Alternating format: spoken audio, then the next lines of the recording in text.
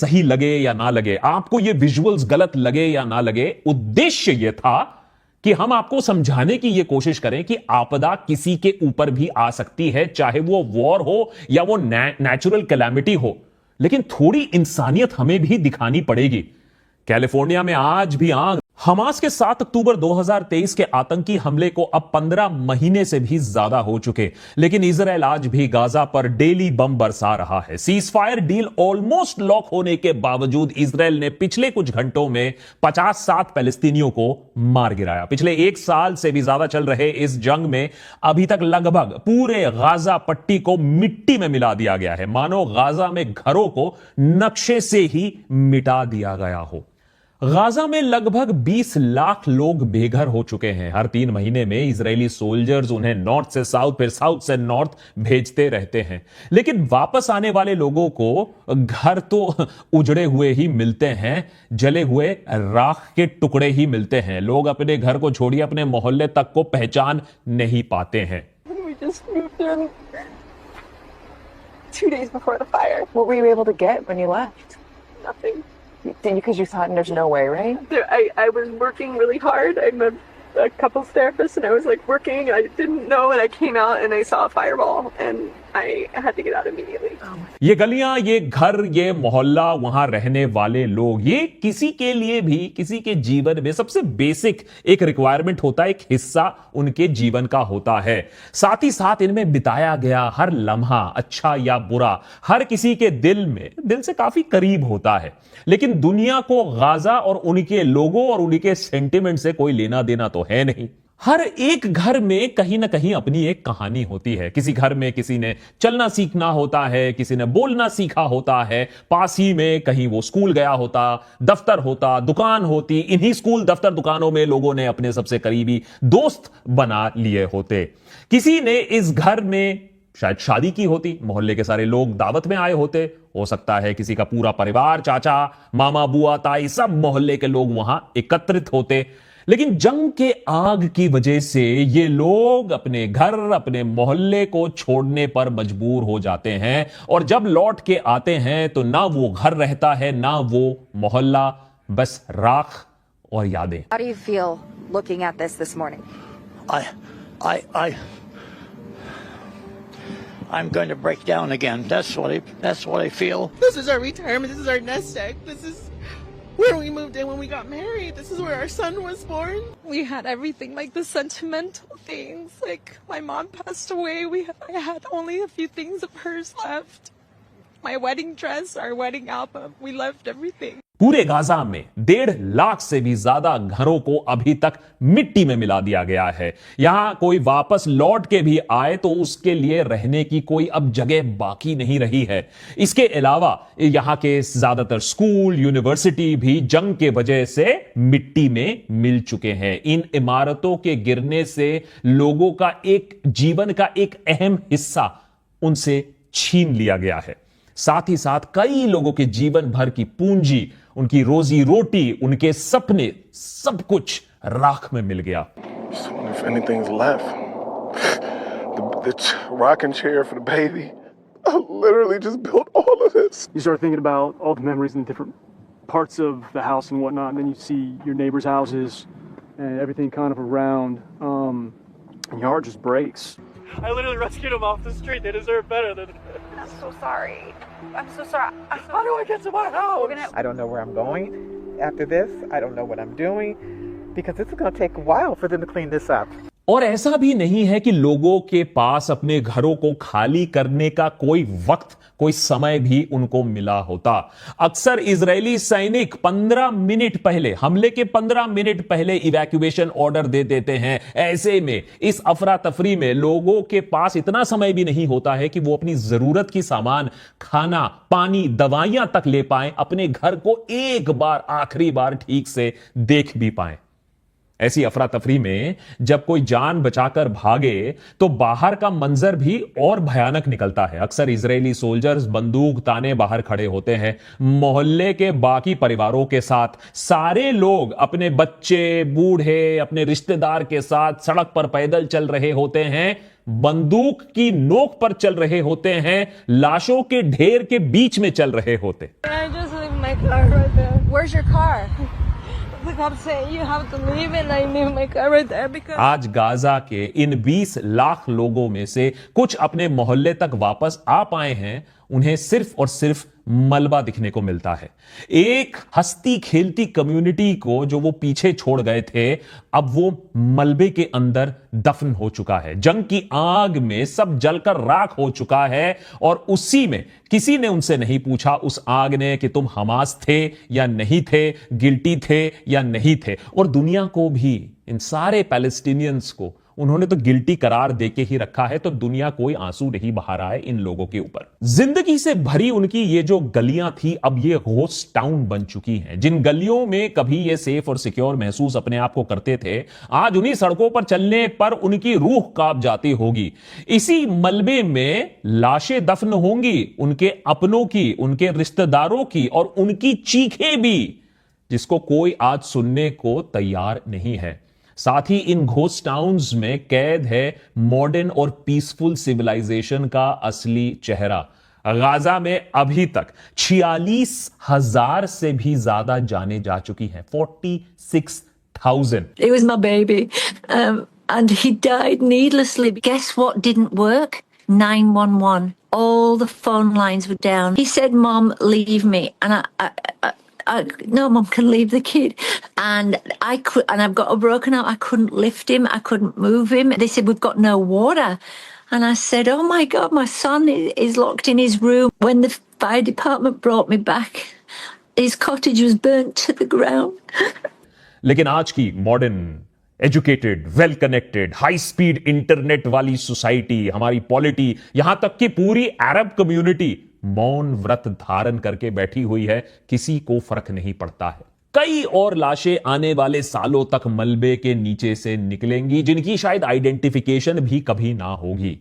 क्या कसूर था इन गलियों में रहने वाले लोगों का? क्या कसूर था गाजा में रहने वाले बच्चों का? बस यही कोई कि वो ऐसे जमीन पर पैदा हो गए जहां उनके जन्म से 50-100 साल पहले ही अंग्रेजों ने यहूदियों के साथ उनके जमीन का एक फैसला कर दिया, उनसे बिना पूछे। जहां दुनिया ने भी उन्हें मरने के लिए छोड़ दिया, एक आंसू बिना बहाए। और बात यहां सिर्फ गाजा की नहीं हो रही है। ऐसा क्यों होता है कि फर्क हमें तभी पड़ता है जब आग की चपेट में हम खुद आते हैं, खुद जल जाते हैं। कैलिफोर्निया में घरों को जलते देख सडनली लोगों को समझ में आ रहा है कि घर खोना क्या होता है, कम्युनिटी खोना क्या होता है। एक साल से जो वही अमेरिका के बम गिरा गिरा कर गाजा को समतल किया जा रहा है, लोगों को मारा जा रहा है, कम्युनिटीज खत्म कर दी जा रही हैं, तब तो यही लोग मजे भी ले रहे थे, खूब प्रोत्साहित कर रहे थे। अब क्या हो गया? क्योंकि आग की लपटें आपको खा गई। खूब कहा था सही राहत इंदौरी साहब ने, लगेगी आग तो आएंगे घर के ही जद में। यहां पर सिर्फ हमारा मकान थोड़ी है। आज कैलिफोर्निया जद में आ गया है तो जान की कीमत समझ में आ रही है। 25 मौतें, बहुत दुख की बात है। 25 निर्दोष जाने गई हैं कैलिफोर्निया में। ये सहानुभूति जो आज लोग दिखा रहे हैं 25 मौतों के ऊपर, वो 46,000 मौतों पर थोड़ा तो आना चाहिए था। क्या सारे ये 46,000 हमास थे? वो 12,000 से ज्यादा बच्चे जो मारे गए गाजा में, क्या वो भी हमास थे? लोगों ने इस जेनोसाइड को भी जस्टिफाई करने का सोचा कैसे? जैसा कि मशहूर हॉलीवुड एक्टर जेम्स वुड ने यह सारा कुछ ट्विटर पे लिख डाला कि गाजा में जो हो रहा है बिल्कुल ठीक हो रहा है, मारे जा रहे हैं, अच्छी बात है, वीडियो शेयर किए जा रहे हैं बॉम्बिंग्स के, और लिखा जा रहा है nice job by the way.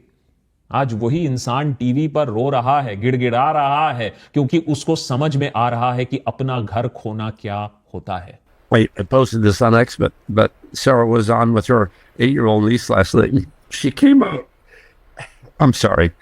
Just, one day you're swimming in the pool and the next day it's all gone. But she came out with her little Yeti piggy bank for us to rebuild our house. California में जब महंगे महंगे घर उजड़ रहे थे, celebrities के घर जल रहे थे, तब एम्पैथी और कंपैशन का सैलाब दिखने को मिला।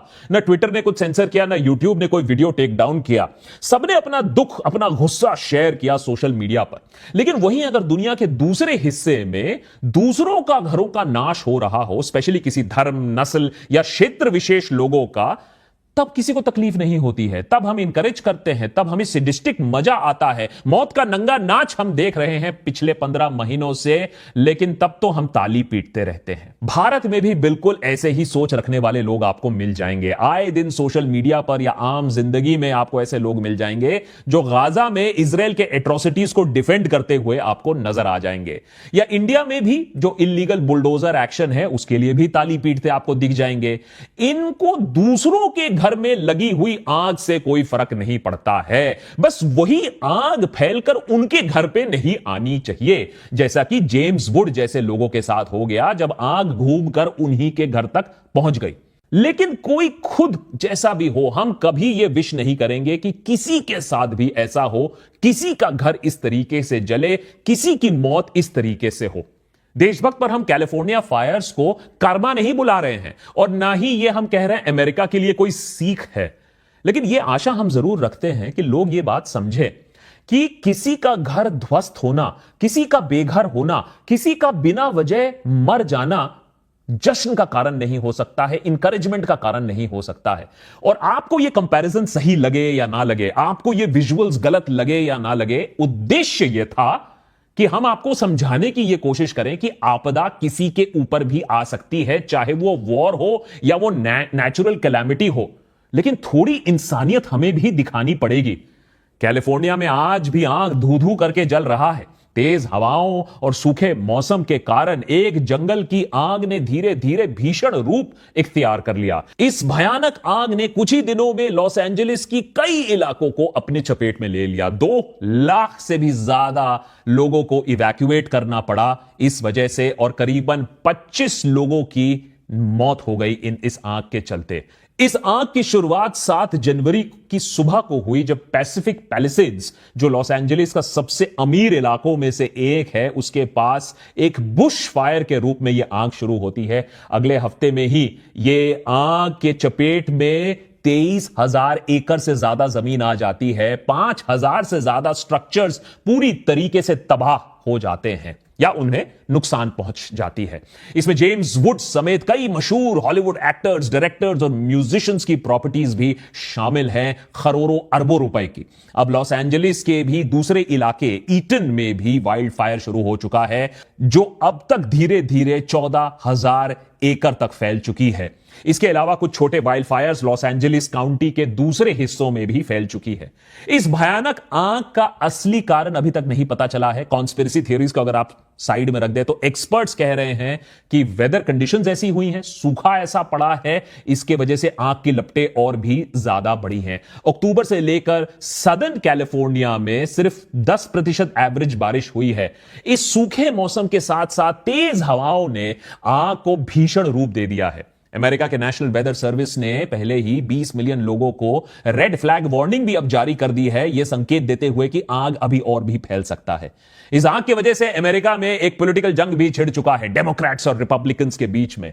इस घोर संकट में भी तू मैं शुरू हो चुकी है, जिसे खुद president elect Donald Trump lead कर रहे हैं। पानी की कमी से लेकर लेस्बियन फायर चीफ के निकम्मेपन तक बहुत बड़ी आग लग चुकी है पॉलिटिकल फ्रंट में भी अमेरिका में। आज अमेरिका जैसा एडवांस देश आग के सामने घुटने टेकता हुआ नजर आ रहा है। $250 बिलियन का नुकसान देखा जा रहा है। जो लोगों की जिंदगियां उजड़ गई सो अलग। कहा जा रहा है कि कई अमीर लोग भी अपने महंगे महंगे एक्सक्लूसिव घर वापस नहीं बना पाएंगे। बहुतों की इंश्योरेंस खत्म हो चुकी है। अब सोचो कि लाखों का क्या, जो गाजा में, जिनके पास न कोई रेस्क्यू प्लान है, न फाइनेंसेस है, न मेडिकल अटेंशन है, न स्कूल है, न अस्पताल बचे हुए हैं, घर वापस बनाना तो दूर की बात है, ठंड के मारे बच्चे वहां मर रहे हैं। गाजा में सीज फायर की बातें अभी पक्की बस लग ही रही हैं, हो जाएंगी, लेकिन तब भी लोग मारे जा रहे हैं और दुनिया कड़ी निंदा तक नहीं कर पा रही है, 2 शब्द भी नहीं बोल पा रही है। लेकिन अगर सीज फायर पक्की हो जाती है अगले 1-2 दिन में, तो आपसे रिक्वेस्ट है कि जैसे कैलिफोर्निया की हालत देखकर आप शॉक हुए थे, जैसे लोगों ने कैलिफोर्निया का आग देखकर आंसू बहाया, वही 2 आंसू, बस 2 आंसू गाजा में चल रहे नरसंहार के लिए भी बहा दो। और यह आशा करो कि कैलिफोर्निया की तरह गाजा में भी जो निर्दोष हैं वो अब शायद एक सीज फायर के बाद अपनी जिंदगी राख में से फिर से बना पाए।